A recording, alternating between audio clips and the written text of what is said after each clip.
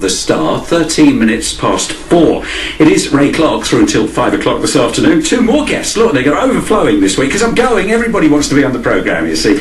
Tom Norman from Rochford and Ryan Lindsay from Rayleigh. Hi, guys. Hiya. So Ryan got in touch and he said, I'm a young local entrepreneur and I'm writing a book with my mate Tom. It's called How to Travel the Land for Less Than £1,000. So I was hooked straight away. So first of all, entrepreneur, what have you done in the past, Ryan? That's what I'm intrigued with.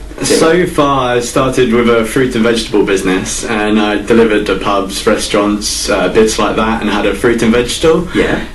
So I done that for a while. Set up another business called the Hangover Cure, delivering. When you get on a weekend, you get a hangover. What do you want in the morning? You want a cooked English breakfast. So it's kind of had to be done. So I'd done that for a bit, yeah. And then also me and Tom came up with another one called Santa's Last Stop, delivering bouquets of flowers to people on Christmas morning. Well, nice. But the trouble is, well, perhaps you've got the ideal job here because you only work one day a year. It's a tough life, right? and Tom, you believe in what this guy does. Tell us about this idea then, how to travel the land for less than £1,000, Tom. Yeah, so we believe that travel is so valuable and helps you to grow as a person, and we're at a unique time when it's easier and it's cheaper than ever to go abroad and travel. So we really wanted to explore how easy it was and how accessible it was to anyone. So how has it worked? I mean, have you done these trips to Australia or whatever, or Thailand, and come back for, look, I started with 20 quid and I've still got £5? Well, basically, we travelled for 2 months earlier this year, all across Europe, spending nothing but £1,000 each, and we travelled separately all across Europe. Yeah. So the idea was door to door, less than £1,000. I think what came first, was it the money or the title of the book? We was like, that's a catchy title. But it's based around Europe and all the ways that you can do that. Okay, so let me get this straight. I'm prepared to accept that you're an entrepreneur, and I can see that you're both buzzy go-ahead guys here. But if one of your jobs in the past was only working one day a year, and now you go off travelling around Europe, how do you make it pay? We'll find out, really. Like we say, we've got the book coming out, and yeah, we believe that you should always go after what you want and don't accept the normal lifestyle unless you got to do something you enjoy. Yeah. And so we're going to spend the time trying to find out. I love the idea. Just a little bit of concern as to how you're going to pay the mortgage. Yeah. So give us some examples then of what the book, and you've got a website as well, haven't you? Yeah, that's it. Yeah. What I can learn there. What sort of tips can I get? So you can learn plenty, but eventually you can learn everything you want, but it comes down to you having the confidence to go. Yeah. So it's a lot about, on the website, how you need to be prepared, and because a lot of people just staying at home, they're a bit worried. You hear a lot of bad news, but when you go out then eventually try it for yourself, there's so much good stuff. That's exactly what a guest said last week. We had a guy in here from Colchester. He's just written a book, and he just got on his motorbike and he went off almost over to China, just over land. And a year ago he was in Iraq, where everything's kicking off now, and he said, you hear these stories, and I suspect we're hearing them now. It's not a healthy place to be, but there are normal, good people there in every country, and you've just got to see them face to face instead of picking up the paper and thinking, these are bad people. Exactly.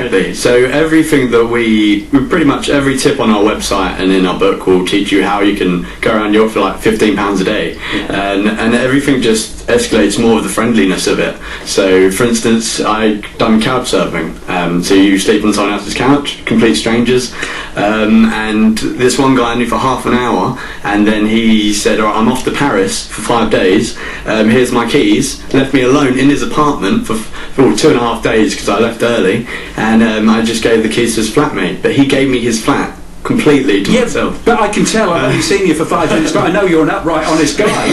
But not everybody's like that. So have you just got to use the powers of persuasion, I guess, here, Tom?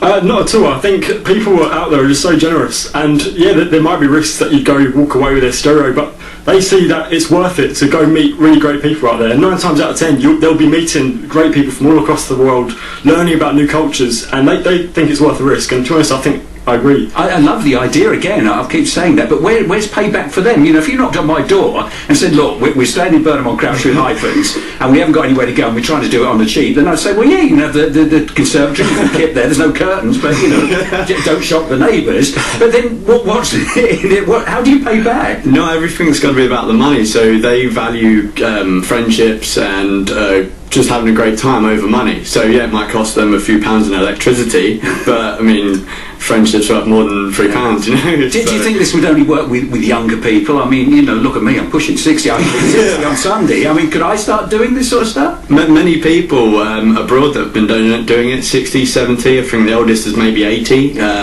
Yeah, definitely. It just depends on your level of going out there and trying it for yourself. So, see, my wife, Tom, here's the thing. She says, "Oh, well, now we're going to have a bit more time on our hands. We can go to China, we can go to India, but I'm not going on my own. I want to go on an organised tour." And if you look at the brochures, organised tour, that instantly puts another £1,000 on the cost. So, convince my wife that she's going to be safe if I take her backpacking in Thailand. Yeah, well, I think it really is just a case of going out there. The good thing about the tours is to put it all together, but they're all available separately anyway. So you can book up your coach, you can book up whatever the tour thing is, and book up everything else. All separately, probably for £1,000 cheaper than you would do. Yeah, that is something that we don't. We think, oh, it's dead easy. Just go in and speak to somebody, and often that's the answer for many people.